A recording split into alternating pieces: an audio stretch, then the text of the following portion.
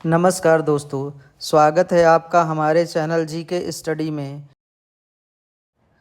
पहला प्रश्न है, एक तो करेला दूजे नीम चढ़ा लोकोक्ति का अभिप्राय है। इसके ऑप्शन है ए, एक वस्तु के दो हकदार, बी, एक काम से दूसरा होना, सी, आंख दिखाना और डी, बुरे के साथ और बुरे का मेल।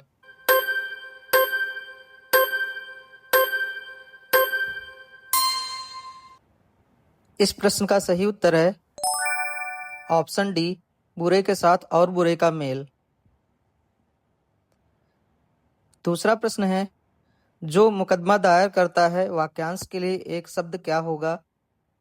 इस प्रश्न के ऑप्शन है ए, प्रतिवादी, बी, वादी, सी, अधिवक्ता और डी, इनमें से कोई नहीं।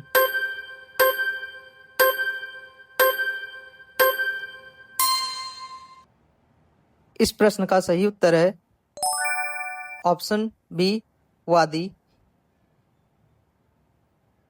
तीसरा प्रश्न है, जिसके दांत न जन्मे हो। इसके ऑप्शन है ए, उदंत, बी, उर्वरा, सी, उदयाचल और डी, इनमें से कोई नहीं।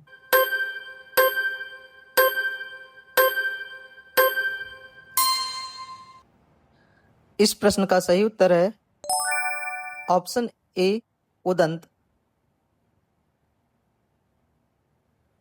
चौथा प्रश्न है, उल्टी गंगा बहना मुहावरे का अर्थ है।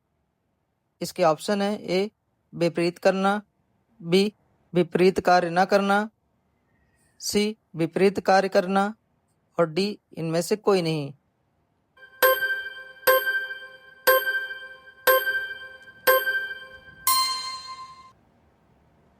इस प्रश्न का सही उत्तर है ऑप्शन सी, विपरीत कार्य करना। पांचवा प्रश्न है, मुहावरे का अर्थ बताएं। लकीर का फकीर होना। इसके ऑप्शन है ए, किसी की बात का न सुनना, बी, पुरानी रीतियों पर चलना, सी, बड़ों की आज्ञा मानना, डी, सीधी राह पर चलना।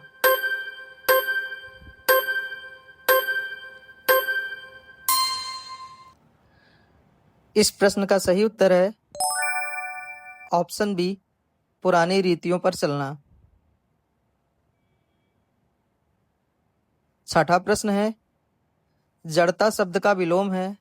इसके ऑप्शन है ए, अविचल, बी, चेतन, सी, अचल और डी, चैतन्य।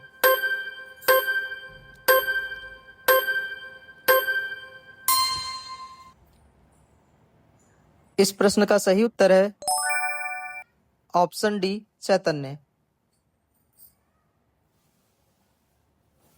सातवां प्रश्न है, मतंग किसका पर्यायवाची है। इस प्रश्न के उत्तर के ऑप्शन है ए, हाथी, बी, शेर, सी, हिरण और डी, कुत्ता।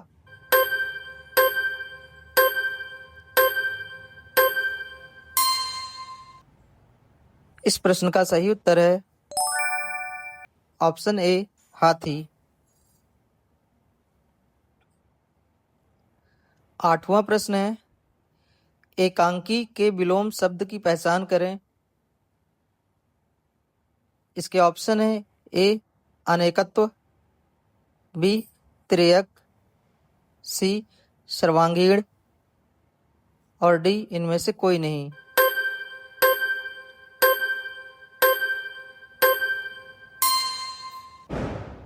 इस प्रश्न का सही उत्तर है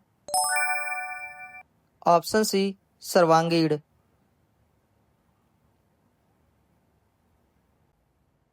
नौवां प्रश्न है, स्तुत्य शब्द का विलोम है। इसके ऑप्शन है ए, विज्ञ, बी, निंद्य, सी, विनीत और डी, इनमें से कोई नहीं।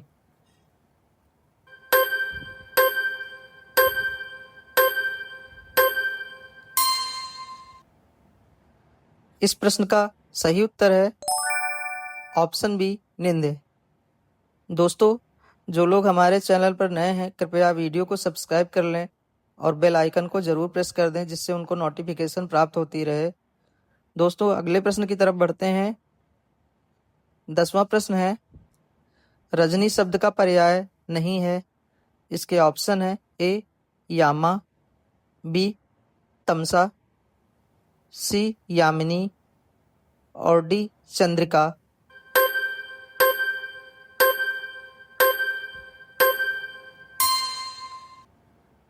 इस प्रश्न का सही उत्तर है ऑप्शन डी चंद्रिका। 11वां प्रश्न है, निम्नलिखित में जातिवाचक संज्ञा वाला शब्द नहीं है।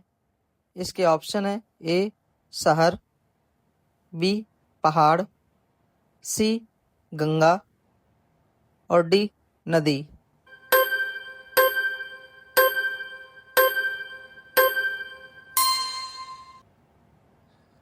इसका सही उत्तर है ऑप्शन सी गंगा। 12वां प्रश्न है, मैं अपनी कार ले जा रहा हूं। इस वाक्य में कौन सा सर्वनाम है? इसके ऑप्शन है ए निजवाचक सर्वनाम, बी पुरुषवाचक सर्वनाम, सी संबंधवाचक सर्वनाम और डी निश्चयवाचक सर्वनाम।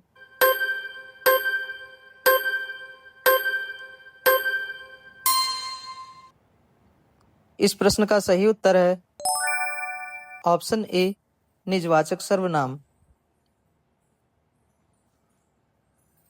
12वां प्रश्न है, बाग में लाल फूल खिलते हैं। इस वाक्य में प्रयुक्त विशेषण है। इसके ऑप्शन है ए संख्यावाचक विशेषण, बी सर्वनामिक विशेषण, सी गुणवाचक विशेषण और डी परिमाणवाचक विशेषण।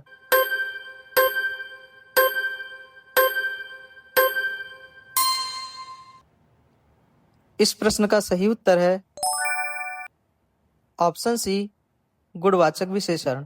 इस प्रश्न में लाल शब्द इसकी विशेषता बताता है, इसलिए इसमें गुणवाचक विशेषण होगा। 14वां प्रश्न है, सुरेंद्र शब्द का संधि विच्छेद क्या होगा?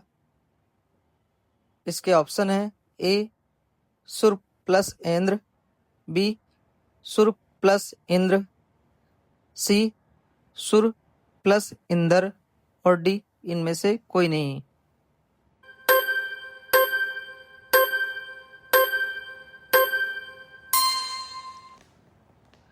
इस प्रश्न का सही उत्तर है ऑप्शन बी सुर प्लस इंद्र।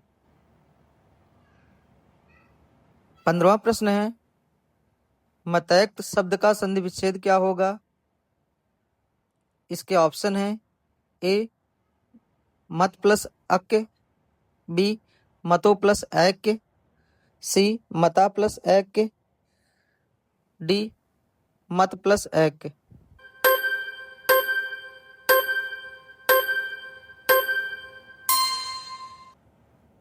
इस प्रश्न का सही उत्तर है ऑप्शन डी मत प्लस ऐक्य। 16वां प्रश्न है, निम्नलिखित में से अपादान तत्पुरुष का उदाहरण कौन सा है? इसके ऑप्शन है ए सेवानिवृत्त, बी जनहित, सी श्रमजीवी और डी इनमें से कोई नहीं।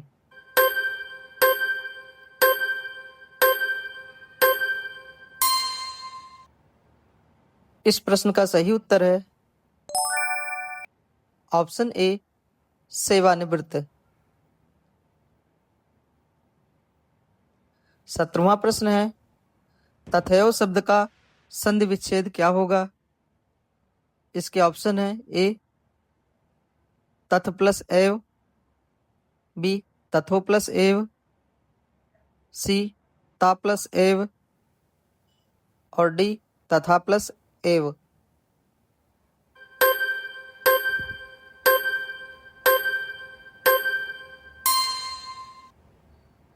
इस प्रश्न का सही उत्तर है ऑप्शन डी तथा प्लस एव। 18वां प्रश्न है, अपना पराया किस समास का उदाहरण है?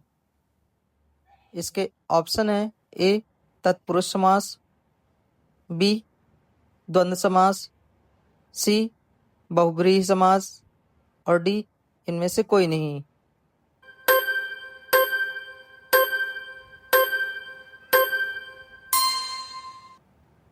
इस प्रश्न का सही उत्तर है ऑप्शन बी द्वंद्व समास।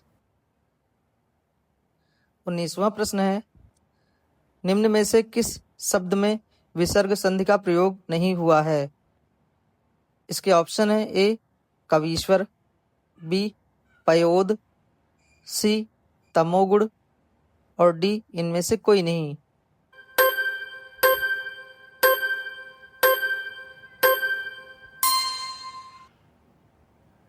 इस प्रश्न का सही उत्तर है ऑप्शन ए कवीश्वर। 20वां प्रश्न है, खासम खास शब्द में कौन सा समास है? इसके ऑप्शन है ए तत्पुरुष समास, बी कर्मधारय समास, सी अव्ययीभाव समास और डी इनमें से कोई नहीं।